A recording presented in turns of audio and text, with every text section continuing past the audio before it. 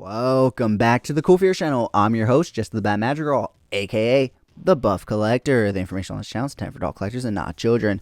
And today we are going to be taking a look at the Mafex slash Medicom, The Dark Knight Returns Armored Batman. If you do enjoy this video, please remember to give it a like, share, comment, and subscribe. Jumping right on into this review, guys. If you have been a longtime follower of the channel, you know that I don't have too many Mafex reviews up on this channel, and that is basically because when I first got back into collecting and I found out about this line in particular, I was not too big on it for the mixed media purposes. I did not like how the sculpting work on the actual figure itself is hard plastic, and then they go ahead and include a soft goods cape. However, with the rising toy prices and lack of value in so many figures, including the McFarlane line, I decided that it's time to jump into this line, and the mixed media just doesn't bother me as much as it used to at this point. I'll be honest, it just doesn't. It actually looks pretty damn good, especially on this version right here, the Armored Batman, because, well, armor is metal and it is hard, and so hard plastic does work especially well for this figure.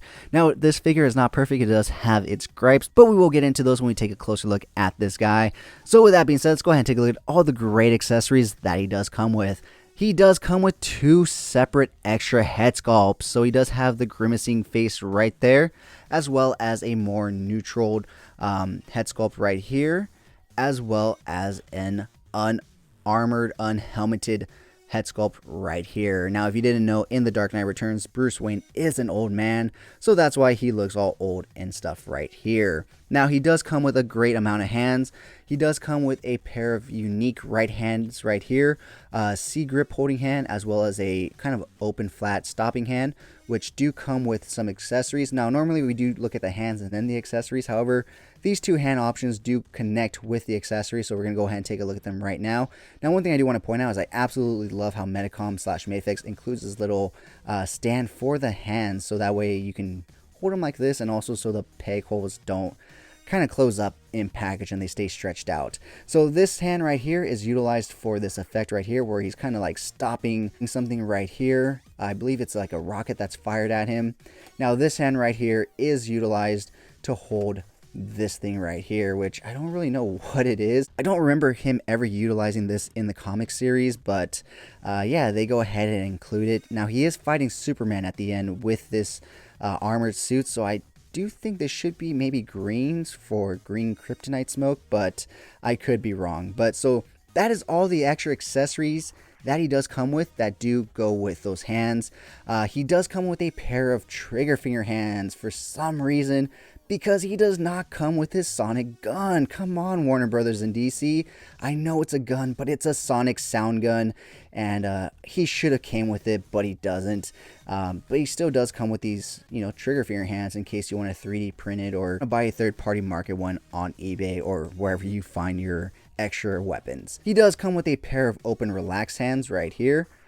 And last but not least, he does come with a pair of open action hands right here, kind of like he's grabbing out to you, but more actiony than these ones right here, which are a little more relaxed. So he does also come with this base right here, which is clear. It does come with 3 separate peg holes, so you can peg it in wherever. It has the flight stand and everything, and they also include this flat pole. I don't know, when did Batman become a stripper? I honestly don't know too much about Mafex. So I don't know what all these extra little things that they include with the stand are, to be honest. If you happen to know what they are, let me know down in the comments below, please, because I don't know what these extra pieces are meant for. I mean, maybe... Oh, is it a crotch grabber? Oh, shit, I think it's a crotch grabber. Oh, it's a crotch grabber. That makes sense. But then, does this go here? How does this go? I don't think that plugs in there, but I don't really know. Is it a crotch grabber? Let me know down in the comments below if you know Mafex and Medicom.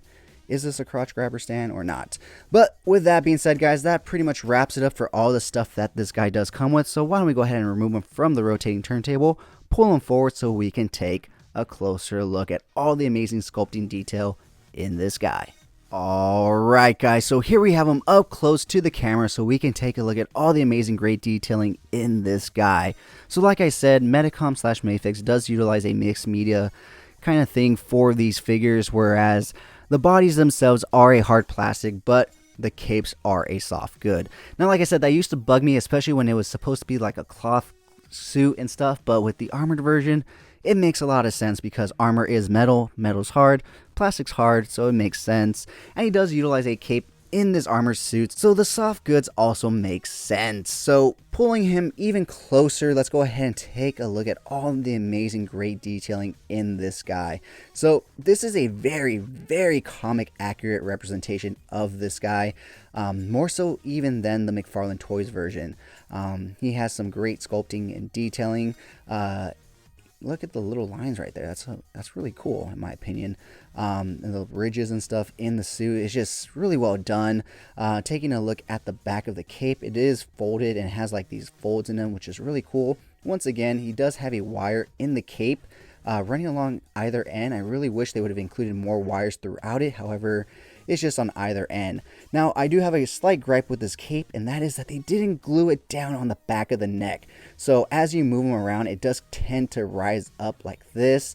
And I really wish they just would have like tacked it down so that way it just kind of stayed right there at his collar. But unfortunately, they didn't. And you kind of just have to mess with it and get it to stay. So yeah, not too much to look at because it is just an armored suit, but he does have some amazing great detailing. He does come with the spiked boot soles right there, which is also a cool thing about this guy.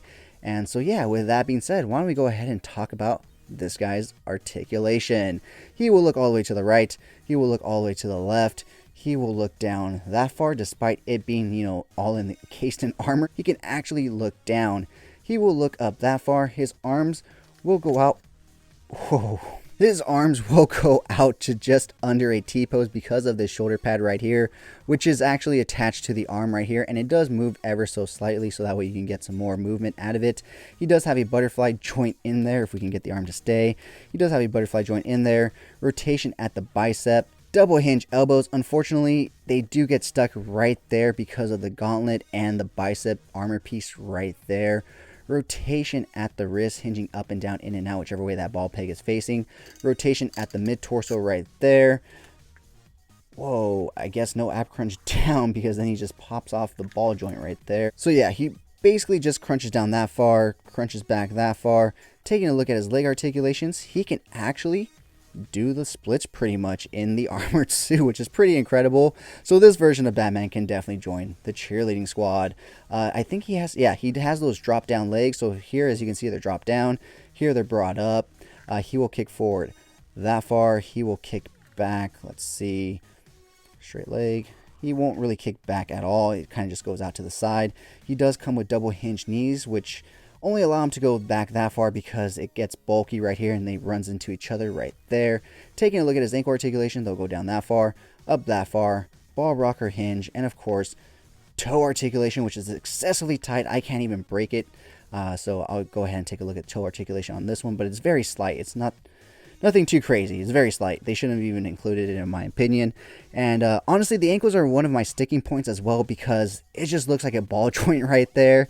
And I really wish the armor would have came down all the way, but I feel like that would have hindered the articulation on the ankle that much more. So with that being said, guys, that wraps it up for this guy's articulation. Alright guys, so that has been my review of the Mafex / Medicom The Dark Knight Returns Armored Batman. Let me know down in the comments below, what did you think of this figure? And if you've made it this far, type down in the comments below, Old Man Bruce. That way I know you've made it this far and you're enjoying the content. With that being said, guys, let's go ahead and take a look at some really cool pics that I took of this guy. If you did enjoy this video, please remember to give it a like, share, comment, and subscribe. And as always, have a great fucking day.